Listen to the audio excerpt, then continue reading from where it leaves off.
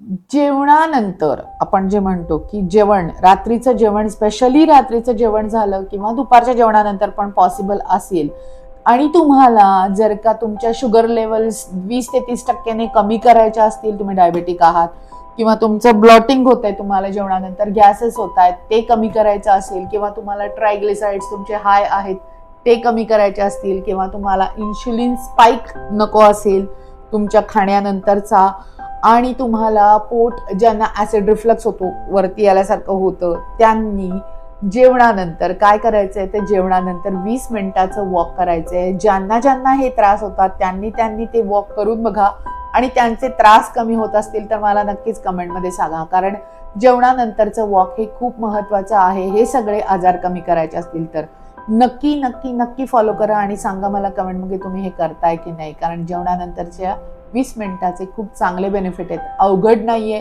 पळायचं नाहीये, slow walk करायचा आहे पण करायचा आहे आणि मला त्याचे बेनिफिट होतात की नाही ते नक्की सांगा. धन्यवाद.